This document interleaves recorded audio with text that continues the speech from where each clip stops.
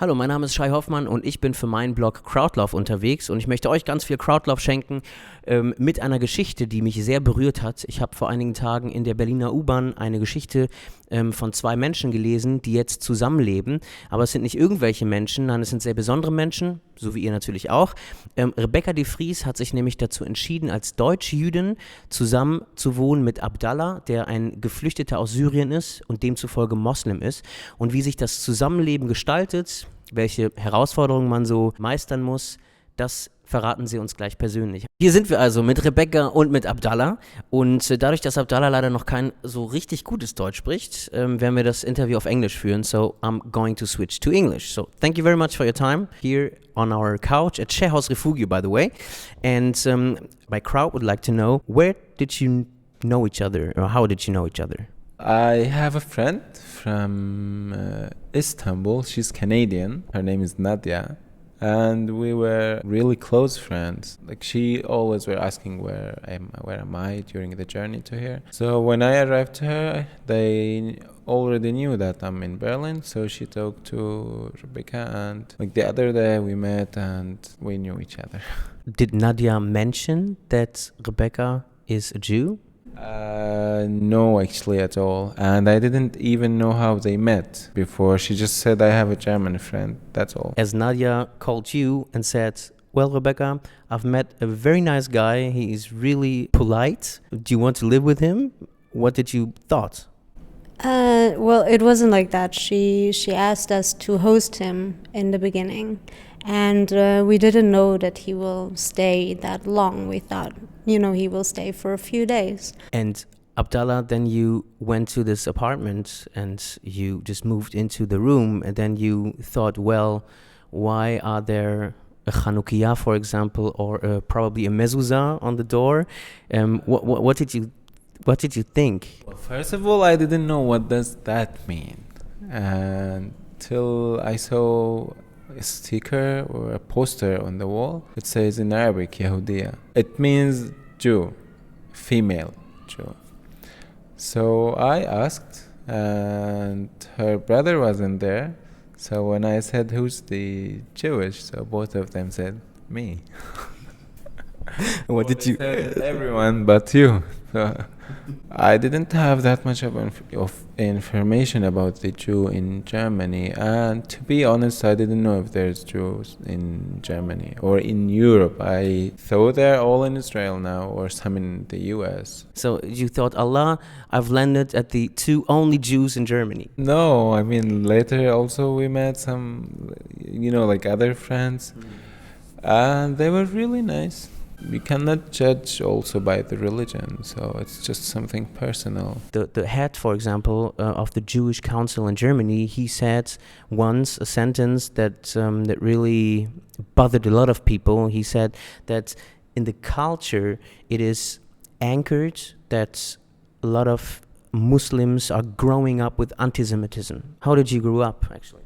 Well, first of all, no, actually, like in my family, that wasn't exist. Although you might find things related to this subject in the schools about the same issue, but also, after the war in 1967, that affected also.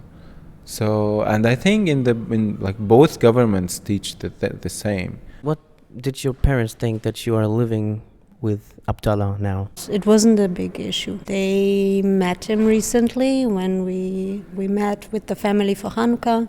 So Abdullah was also there, and of course they asked him a few questions, some of the usual questions, but it's not a problem, and they liked him and everybody got along okay, so yeah, no issue.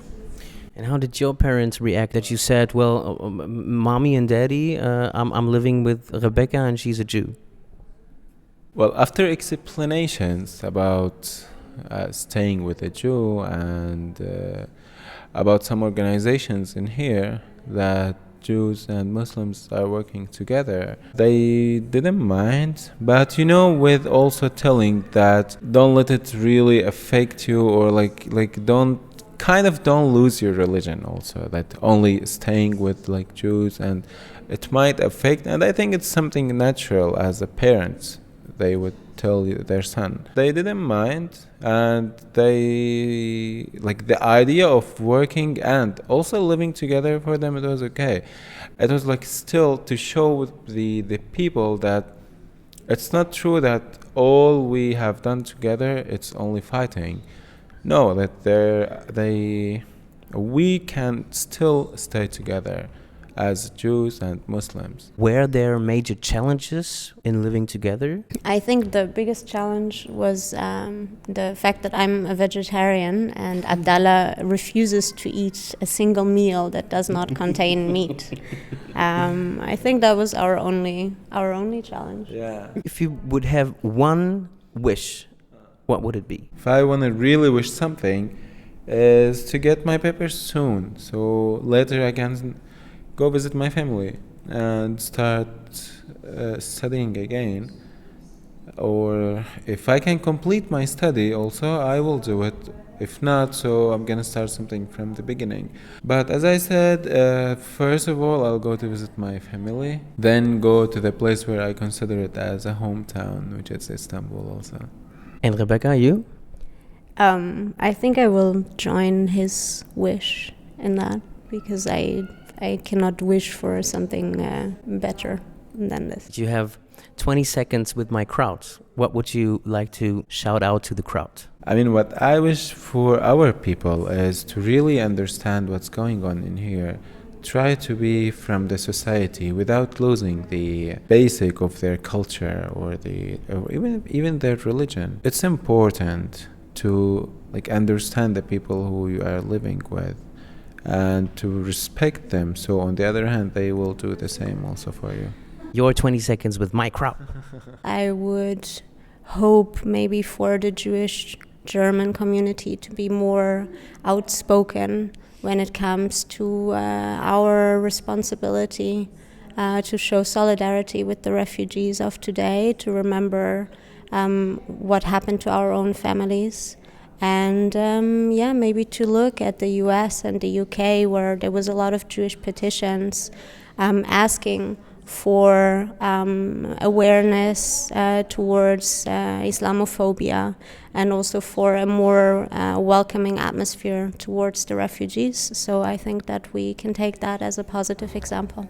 I would also mention the issue about what we used to grow up with. Like, it's still in our minds, inside it, really deep. People want to change it unless they really try to be flexible and try to experience it. So this is something I really wish also, because some of my friends not agreeing with what I'm doing. So I wish they can really think about it more openly, and it's not related all the time to the war or the political benefits or something. No, it's just to live all together as only human beings without considering what religion you believe in. Wow, guys, you are very inspiring. Thank you very much for your time. Und ich mach das mal auf Deutsch.